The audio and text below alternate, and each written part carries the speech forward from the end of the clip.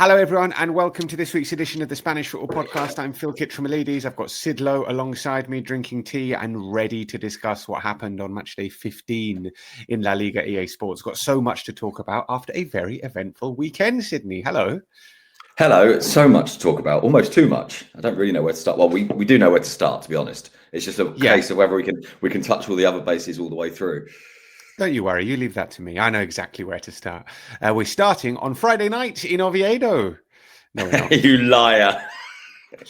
But we will go through the results, and that was the first result of the match day, and it was an almost inevitable 0-0 draw between Oviedo and Mallorca. Fortunately, Sydney didn't make the 8-hour round trip to see this game while struggling from a cold, so you saved yourself from that. Then on Saturday, Villarreal beat Getafe 2-0. Villarreal continuing their sensational start to the season. They are keeping pace with the leaders. Alaves beating Real Sociedad by a 0-0 in an absolutely wild game at the Cartuja. So Betis take the lead against Barcelona inside 6 minutes and end up losing 5-3. Comprehensive from Barca, although Betis added a few goals late on. And Athletic Club with a big 1-0 win for them at home to Atletico Madrid. Atletico were beaten 3-0 midweek by Real Madrid. They needed a result, and they got one against an Atletico Madrid who once again disappoint on the road. Then on Sunday, Elche beating Girona by 3-0, helped in part by some really questionable goalkeeping from Paulo Gazzaniga, Girona's magnificent-looking stopper. He's got the twinkling green eyes, but he wasn't very good on Sunday. Valencia those eyes needs looking at. They don't Yes. just need looking into, they need looking at. Very much so. Valencia 1, Sevilla 1 was pretty awful. More on that in the newsletter. There we go. Teased that up nicely.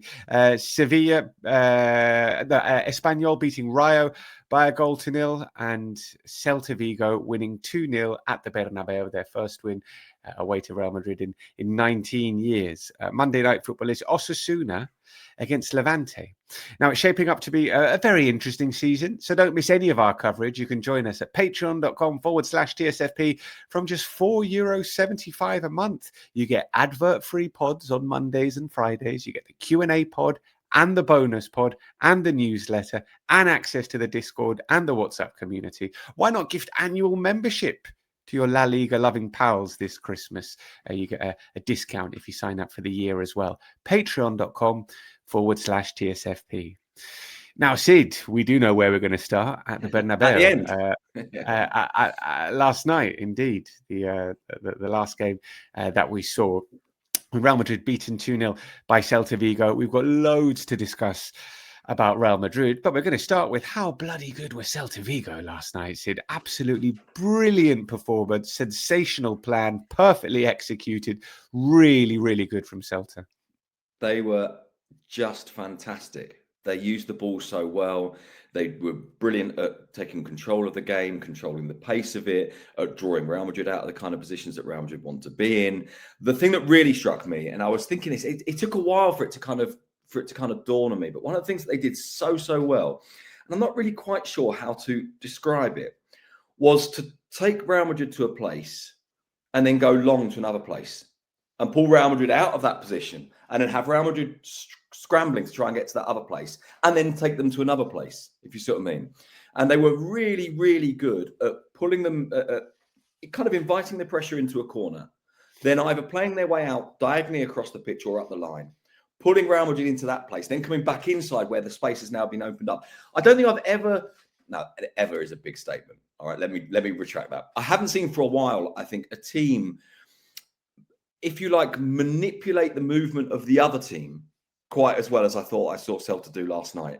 How well they dragged them in, pulled them out, made space, opened the pitch up, went into it. Now, it's true, of course, we're talking about Real Madrid. So there were periods of the game where Real Madrid had more possession. There were periods of the game where Celta were forced to come a little bit deep. But it all felt at every point like Celta knew how they were going to play out of this, how they were going to control the game from this. The performance as the, if you like, the kind of the centerpiece of so much of what they did from Borja Iglesias was absolutely phenomenal. And so we're talking about how they were drawing Real Madrid out. The amount of times that what they did was go to Borja, who would come towards the ball with a defender or sometimes two on his back, he would then go across to one of the two sides, and Real Madrid would have to stop and turn and go after the ball that way. Then they would inevitably, Real Madrid wouldn't quite get there. And by the time they get there, the ball's turned back inside again, or it's turned up the line, and the space is opening up. And I thought that, is there an English equivalent of the Spanish word tirar líneas? The sort of that idea of pulling the lines around, you know, the kind of, you pull it this way, and the kind of, what do you call it, like the bead in the middle of the line kind of goes that way. And then you pull the line across and it comes back this way again.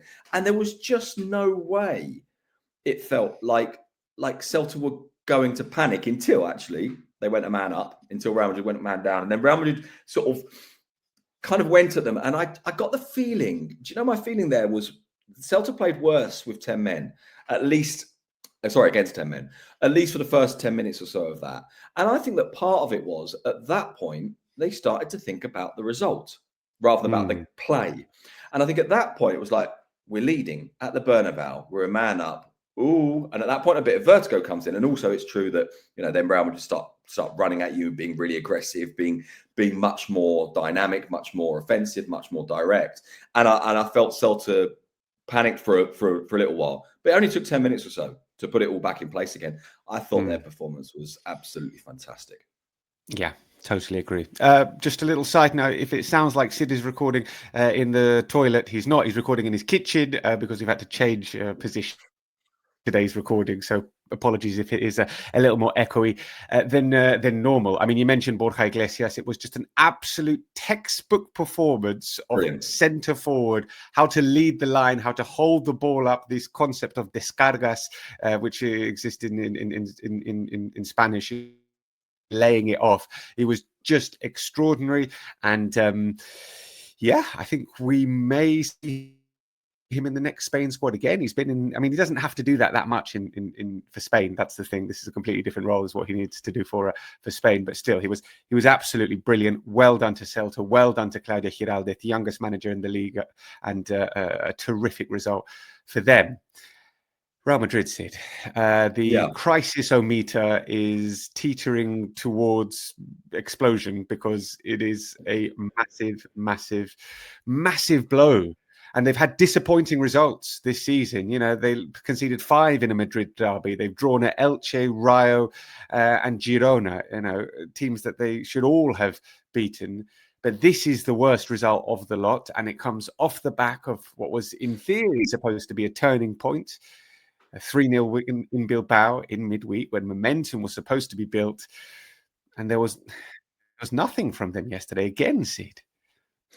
So let's talk about what we talked about on Thursday when we talked about the Bilbao game, and we were conscious of saying, look, we don't want this to feel like it's undermining what was a very good performance at a very good place. In theory, you go away to San Mamés, you play like that, it's a very good performance. But we were talking about the context of it and the context of the approach from Athletic, which had been not massively dissimilar to the approach from Olympiacos. And in that approach, Real Madrid can play really well. And also they had Trent Alexander-Arnold as, if you like, the launcher. I mean, that's a very kind of rudimentary way of putting it, but the launcher of some of their attacks, you know, the starting point of some of their attacks, going long, going diagonal. And Celta, we thought there was a risk that Madrid could do this to Celta because Celta like to play quite high. But what Celta also want to do is keep the ball and to control the momentum and the tempo of the game in a different way to Athletic. I also felt that Celta adapted the way they play a little bit. They weren't quite as gung-ho. They were a little bit more cautious. I think actually they've been a bit like that for quite a lot of this season compared to last year. And in particular with those bad results at the start when it took them, how many weeks did it take them to win? 8 weeks, was it? Something like that? Yeah, Can't remember now. And they were, I think there was a sense of, right, we need to solidify this, but it was all about control. And when it becomes about control, the truth is I don't think Madrid have a really obvious response to it. Because I think Madrid live better in chaos, if you see what I mean. They live better in spreading the game out. And we talked about that after the Athletic game. And this was partly their undoing this time, because they came across a team that I think more than anything else was clever, was structured, was clever, was intelligent, knew how to move those spaces around. And Madrid had no real response for it. I also think it is true that we can strip it down to some of the things we were talking about in midweek as well, which is that Madrid lacked attitude, lacked aggression, lacked, if you like, a willingness to go at people. We've talked about this so many times this season. No juega nada. You know, they don't play at anything. There isn't really a clear idea. You know, you had Bellingham and Arda Güler back in the team again, and it sort of felt like that neither of them really got the performance they wanted to get from it. Their best player, certainly when they did finally respond down to 10 men, in my view, was Tchouaméni. And I've got nothing against Tchouaméni, who I think is a very good footballer. But if he is the one that's leading your attacks, or at least leading your attempt to construct play, then to be honest, something's wrong systemically there. And I thought Madrid were dreadful. And you're talking about this as being their worst performance, I think, or their worst result. I think in a way it's a culmination of things. It's the worst because it comes off the back of the others. So it's only 1 win in 5 now in La Liga. It's the worst because it comes at home. It's the worst because of that sense, as you've just framed it, that they thought they'd turn the corner. And as you turn around the corner, you get to another street and think, God, this one's shit as well. You get in a situation where you think, okay, here's the momentum. Oh, where is the momentum? And then I think the other thing is the way it ended. So you get a game in which they get 2 red cards, plus another one on the bench for Hendrick, although Hendrick wasn't playing anyway. So that's not really a huge loss. You get a big injury, which really is a loss at a Militao. And you get that sense of them losing their heads again. And you get that final goal, which I think is it's a brilliant goal. And I think it's a really symbolic goal for Real Madrid in a way, because Celta quite literally walked the ball into their net. And that final scene is like a kind of a portrait of Madrid's total operational failure. And it's a brilliant portrait of that. Total operational failure. Good podcast title. We might have a title. It certainly encapsulates what happened yesterday to Real Madrid. Their next league game is away at Alaves, and as things stand, they have 8 defenders unavailable for that game. 8 defenders unavailable for that game. It's going to be particularly problematic for Real Madrid and Xabi Alonso. Before that, speaking of problems, there's a visit of Manchester City in the Champions League on Wednesday night to the Bernabeu. Allow me to be a little bit sort of sensationalist with this question. How much pressure is Xabi Alonso under? Is there a chance that this is his last week as Real Madrid manager? Yes, there's a chance. Of course, there's a chance. We've seen these kind of scenarios before. We've seen how they tend to play out.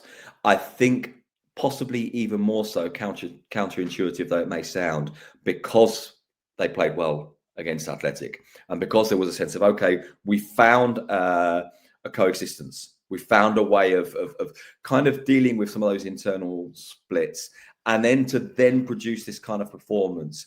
I think that hits almost harder. You say, well, hadn't we fixed this one? And I think that suggests, that can be a temporary fix. It suggests that he's not getting through to him. I do think the context in part is that, as you've said, that it's Man City midweek. I think there is an element of them thinking this is about City, and that mentally the mind goes to there. There's something about the culture of Real Madrid, of course, that prioritises the Champions League over all else, which doesn't mean that you don't bother trying against other teams. Absolutely not. But it plays a part. But yeah, Alonso's under enormous pressure. And I don't know about you, but I thought his press conference yesterday, now I understand the kind of pressure they're under, but I don't think we can ever fully understand the amount of pressure they're under. But I thought his explanations didn't convince. He talked about 2 things having a real impact on them. One of them was the injury to Militao. Now, I understand that does have an impact on you, but that can't be the explanation for the whole thing collapsing. And then he said, and the referee nos desquició. What's that kind of made us lose the plot a bit. The referee kind of made us lose it a little bit. Sent us mad, yeah. No, he didn't. I mean, that as an excuse for this performance is pitiful. Absolutely pitiful. And that's not to say that there aren't moments in which Real Madrid might think, well, but the first of the 2 red cards is absolutely right. In fact, Xavi's response on the touchdown was really funny. He's like, Fran, no me jodas. No me jodas, Fran, for F's sake. And I think that was, that's the definition of the fact that it was Fran's fault, entirely Fran's fault. 2 cards in a minute. The Carreras one, for what it's worth, I think referees could be a bit more indulgent of players shouting at them. I sometimes think they're a little bit kind of quick to take the card out. But the bottom line is, rulebook in hand, that's a red card as well. No 2 ways about it. And in fact, in Real Madrid's losing their heads response to it, there can be a red card for Rodrigo. There can be a red card for Valverde. There's more said post-game. So I don't want to go on to that really, but the point I was trying to make is that that's not the reason for what happened. And so much so, in fact, that if you are going to look at it through the context of red cards, Madrid played better once they'd had a man sent off. So what's your analysis of what happened in the hour beforehand? There kind of wasn't one. There wasn't really an analysis. Now, I'm not always sure that a manager, it'd be nice if a manager gave an analysis, and it would be good if they did. But I can understand why a manager had actually rather walk away from that. And when he was asked, what's at stake in the Champions League game in midweek, unfortunately, the play on words doesn't quite work in English. What are you playing for? And he said the Champions League. But I think he knows there's a lot more to it than that. What's at stake? I was going to say that's the translation of. Sorry. I thought you were asking. Yes, exactly. It's what's at stake. Yeah. Sorry, I thought you were asking me what's at stake. I was about to give you a very clear answer as to whether I think he gets sacked off the City game. I think the answer is no, unless it happens in a really bad way. And for what it's worth, I think Madrid probably will respond. Oh, you do, yeah? You're expecting... But I think they'll respond in terms of attitude, and I think they've got very good players, and I think they will go to the formula from the Athletic Club game, and I think that's potentially useful against City. But I think there is a risk that they spend a lot of this game being out of this game, with City dominating possession and then feeling frustrated. I guess the question is then, do City make the most of that? Are Madrid able to find a way through on the break? That would be how I imagine the game playing out.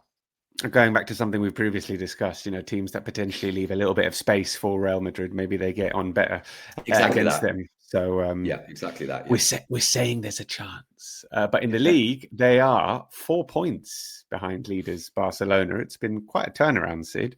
Remember, they won the Clásico a few weeks ago. What are we talking about? 5-6 weeks ago. Well, it's a 9-point swing since then. 9-point swing, my friends. We're talking about a 9-point swing.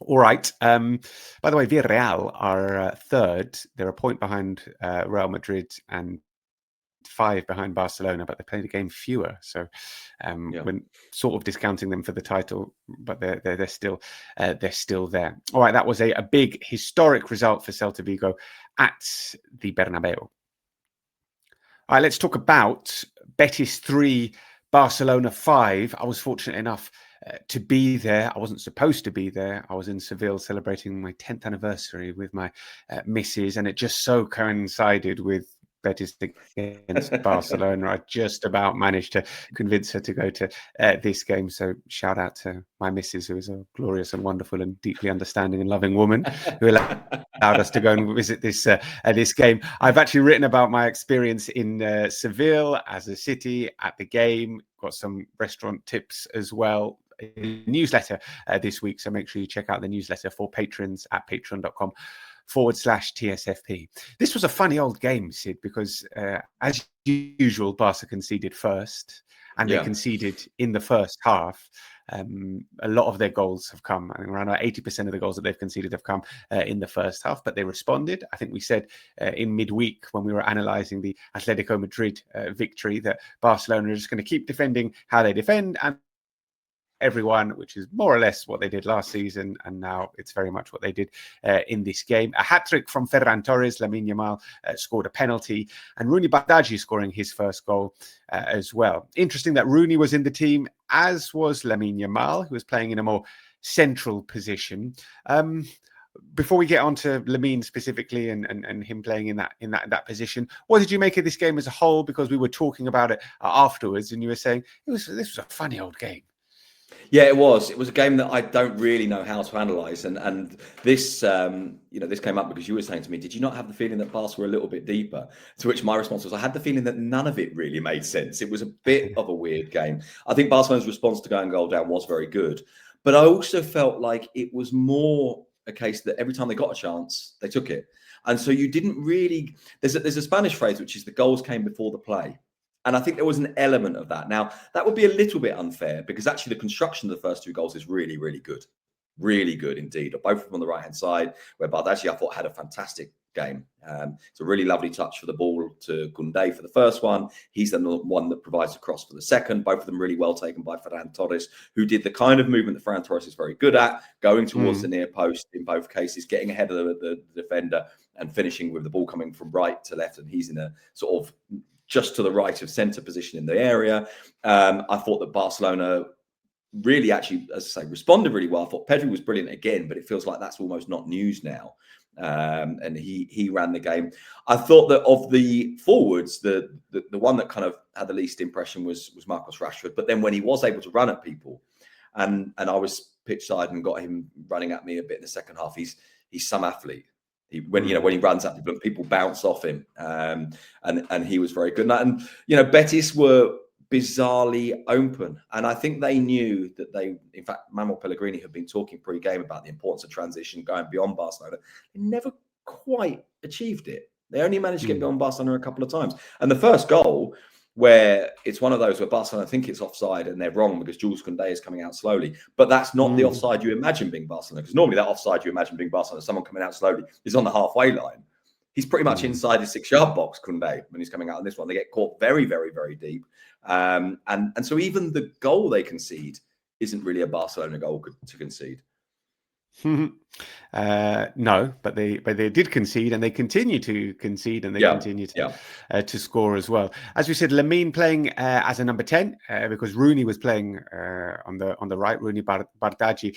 It was quite funny actually, because I was up in stands, and it's a very big stadium, La Cartuja, and when you're up in the gods, you get a very good overview of the game. You need to know who the players are, because you can't really tell from their faces. But a few times, not a few times, many times, you could just see Lamine naturally drifting out wide, because that's his natural position. And a couple of times he was standing on the touchline, and Rooney sort of looked over and saw Lamine was there, and Lamine was like, "Well, I'm not moving, mate. I'm staying here. So you go inside, because I'm playing here." I didn't know whether that was an actual tactic from Flick, who said, interchange a couple of times, and you can play inside, Rooney, and Lamine stay wide sometimes. But he obviously tended to drift towards that right hand side, which he often did. But how did you feel that Lamine managed to influence the game, or not? Well, we spoke to Bardghji post game, and he was entertaining actually. He was very open, very chirpy, very confident. He said that there were times when they shifted position, because I asked him about this, and I didn't ask him specifically about what you're saying. I said about what was the process in terms of you playing right, Lamine playing inside. He said, well, there were moments when we shifted and we changed, but he didn't actually confirm kind of explicitly whether this was a plan or whether it was just, oh, there's Lamine, I better get out of the way. I thought that Lamine, possibly, at least to start with, didn't have a huge amount of impact at the top of the pitch, although there were still moments. I actually do you know what I quite liked about him in a deep position? Some of the sort of the basic continuity play, the coming, receiving, knocking the ball on, keeping it flowing. I thought he was quite good at shielding the ball when he was put under pressure midfield and turning away from it, and then opening the pitch out. And I think that worked reasonably well. I wouldn't look at this game and immediately go, wow, there's a new position for Lamine. The Lamine Mark II is starting. This is the Messi evolution happening again. I don't think the conclusion from this game is that. I do think it opens up a possibility of doing it again, because I don't think it was a failure by any means. And I think there were moments when I thought Lamine looks really good there, really good, but without being the kind of the Messi figure. As I say, partly because the bits that impressed me were when he was that little bit deeper, and he was sort of, beginning moves. I think you're right, though. His natural inclination is to drift out to that side, pick the ball up. Because, of course, one of the things about playing on the right for Lamine, and it was true of Messi, and obviously Messi then came inside and was phenomenal, but is that you receive the ball, in theory, with nothing behind you.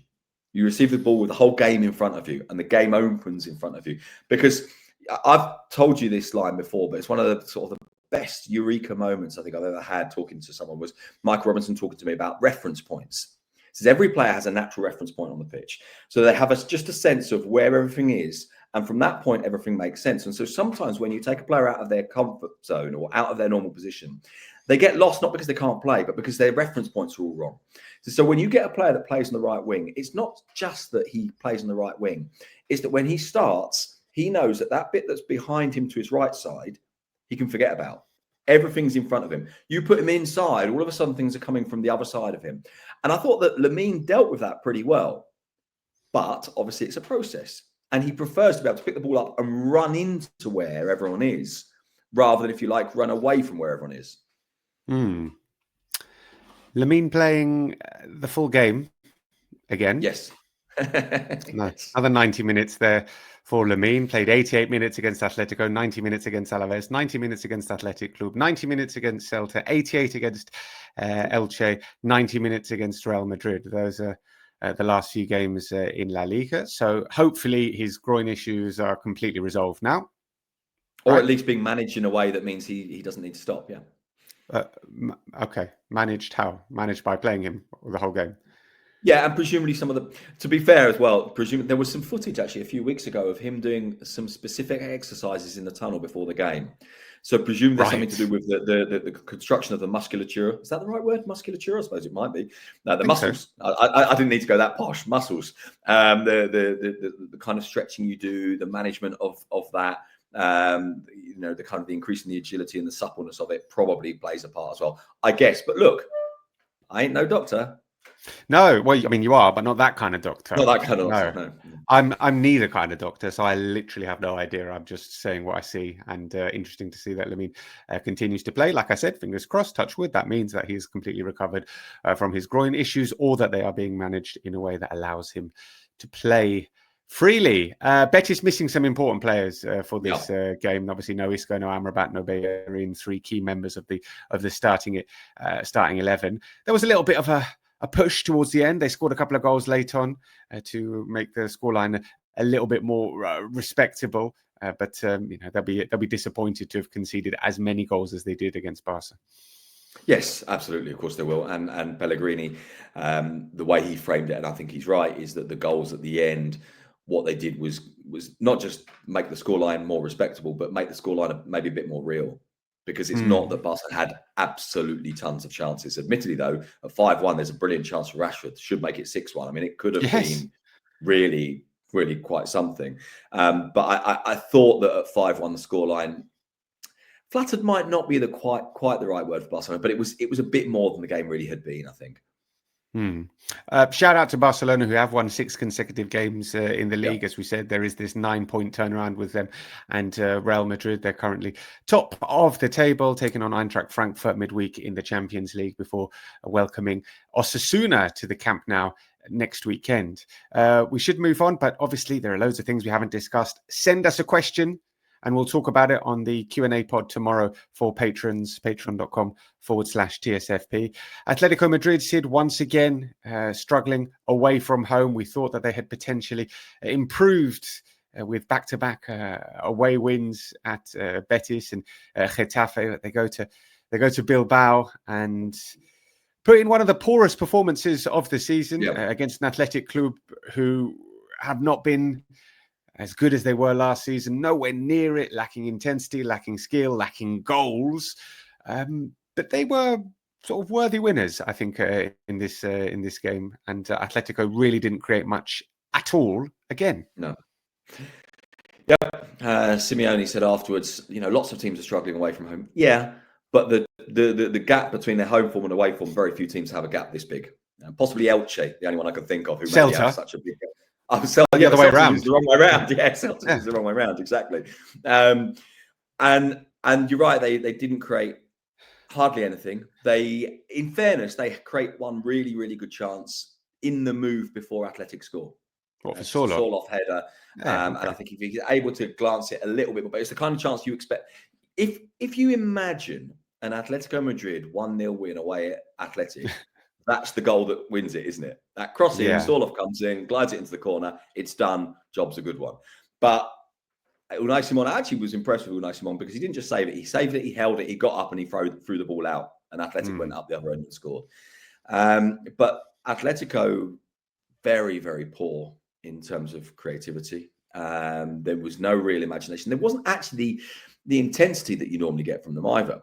Now, I was going to say, admittedly, it's against Athletic Club, but then we saw against Real Madrid that Athletic have been this season, for the most part, a team that do allow you to run beyond them. On this occasion, I felt that Athletic, I'd love to know what the stats are. And I know you were looking these up for Barcelona. I don't know if Athletic played deeper. It looked to me like they played deeper. It looked to me like they didn't want to expose themselves quite so easily to that long ball, which admittedly, Atletico Madrid can't play the same way that Real Madrid do because they don't have Mbappé and they don't have Vinicius, but they do have Giuliano Simeone. Giuliano Simeone. For a minute there, I was thinking, hang on, I said the wrong Simeone. It's definitely Giuliano they've got, not Gio. And they do have that ability to go beyond you, but it just kind of didn't happen. And for the last couple of games, it hasn't. And that point at which, and this last week has really done them such a lot of damage, because, of course, they went to Barcelona thinking, we win this and we are 100% in the title race. 4 days later, maybe not 100%, but out of the title race by what? 75%? 9 points, the gap between that's huge. Atletico Madrid and Barca. Yeah. It's not insurmountable, and we've seen that because the other two are not entirely reliable, or we think they're not, but maybe Barcelona are now about to start being reliable. But 9 is too big. 9 is too big. Is there a caso Julián, Sid, as they say in Spain? Is there a case? And without wanting to be a smart ass, I've been saying for a long time that I think there's a caso Julián, and I can't quite put my finger on it. I sometimes wonder, is it because they're not providing him with enough? Is it because as a footballer, he gets involved almost in too much? Are we focusing too much on the goals and not enough on the other stuff? Are we focusing on, is the problem the kind of the mechanics of the other pieces that don't really suit him? I kind of watch games, to be honest, and think Sorloth has to play, if only because it clears a space for Julián to play in. And we were talking about this, I think it was probably after the Madrid derby, but it might have been a couple of games later, that Julián's position, you don't know where he's playing until you see the starting 11, and then you decide where he's playing based on who the other players are. So if it's Sorloth, he plays in that space around the front of the area. If it's not Sorloth, he plays at the top and someone is behind him, whether it's Baena or Griezmann or whoever it may be. And I just wonder if maybe there needs to be not necessarily a clear structure, because I think actually he is a player that needs a bit of freedom, and depending on the kind of opponents, it's good to have alternatives around him. But he doesn't look good at all. No, he doesn't. 1 goal in the league since the 29th of September. He hasn't scored away from home since the first game of the season in August. And I think there is a little bit of a Julián Álvarez case for us to try and decipher. Nico Williams, good in this game, and potentially getting back to something approaching his. He did talk about that, actually. He said post-game, he said it's still not right. I don't feel 100%. We need to manage it. He's got the same injury as Lamine Yamal. His setup for the goal was really good. Atletico very open, and it was very well taken. And Athletic Club are desperately in need of goals from their midfielders. Now, I assume we're going to call him Berenguer midfielder, certainly from the second line. He's not a centre forward. If they're going to have any chance this year, Berenguer, Sancet, Iñaki Williams, Nico up to a point, those 4 people have to start scoring goals. I mean, Sancet scored 15 last season. Exactly. So, I mean, a lot of them were penalties, but still, yes. What's he on this year? 2, if that? Yeah, I mean, don't think anyone's got more than 2, maybe. Yeah. Before we go, I want to have a quick, brief word. We don't want to dwell too much on it. Espanyol against Rayo Vallecano. Espanyol winning by 1-0, scored from the penalty spot by Roberto Fernandez. Espanyol are 6, which is worthy of 5th. Sorry, 5th, I think. Yeah, they are amazing. It's absolutely amazing. Which is absolutely amazing and absolutely ridiculous. So an incredible job done by Manolo Gonzalez. I just want to, mention a particular player who isn't even their player. We highlighted him a few weeks ago in the newsletter in the One to Watch section, and he's Carlos Romero. Yeah, I think he's the best left back in La Liga at the moment. Genuinely, I think he's the I'm best. with you 100%. I mean, and certainly on form. If we're doing the team of the season now, he's our left back. Yeah. He is on loan from Villarreal. He was there last season on loan from Villarreal. They renewed him, sent him back to Espanyol. I know there are a number of Premier League clubs looking at him. He's got a buyout clause of 45 million euros. Genuinely he's such a good footballer going forward. He offers so much. He can just breeze past people. He can score, he can assist, he can defend as well. He's a hell of a player. I think he's only 23 as well. So watch out for Carlos Romero. He is not the reason why Espanyol are 5th, but having someone as good as that in your team is obviously a big boost. He's a footballer. He's a footballer, Yeah. and I think, and I know that sounds very kind of derivative or very very reductionist, but sometimes we talk about attacking fullbacks, and actually, if you look, for example, at the fullbacks that Villarreal have tended to have, Cardona last year I thought was absolutely fantastic, and that's one of the reasons why Romero wasn't getting games. Pedraza is not the player he once was, but has always been a very attacking fullback. Yeah. You tend to look at those fullbacks as people who go outside, get to the line, pull a cross back. Carlos Romero's not that kind of attacking fullback. As I say, he's a footballer. He's a read the game fullback, isn't he? He's a clever Marcelo. Yeah, I suppose so. Without the sort of without the sort of without the technical touch, without the football Salah style touches that Marcelo's got. But he's a clever footballer. And actually, I think it is in part a product of the Villarreal youth system. Now, obviously, he's quite literally a product of the Villarreal youth system. But what I mean is that type of player, that technical and tactical and spatial awareness understanding. I'll give you a good example of this. Totally by chance, I was having a conversation with someone the other day about Yeremy Pino. Okay. Playing in the Premier League, of course. And one of the things that was said to me, and I thought was very, very interesting, was that Pino's not playing particularly brilliantly with the ball. He's not doing particularly great things. But he understands the game so much better than all of his teammates that's why he's still getting quite a lot of minutes. Yeah. Because he will always be well positioned. He will always understand what the game requires, even when he's not actually playing very well. Yeah. Villarreal youth system for the win, Sydney. There we go. Exactly. Before we go, in the Segunda, big result for Castellón. They beat Depor 3-1 at Riazor. Elsewhere, Almeria won 2-1 at Andorra. Valladolid beat Huesca 4-1 and Racing won 3-2 at Cádiz, turning around a 2-0 deficit with a 93rd minute winner. So it's Racing who are top with 35 points, then Depor and Almeria on 32, and Las Palmas, who play tonight, on 29 at the time of recording. That's all we've got time for on today's edition of the Spanish Football Podcast. There's loads of content over at patreon.com/TSFP. Q&A podcast tomorrow, a bonus pod reflecting on the Champions League coming up on Thursday as well. So make sure you come and join us, patreon.com/TSFP. And if you don't want to do that, fine, but make sure you listen every Monday and every Friday to the preview pod. We'll speak soon, amigos. Adios. Cheerio.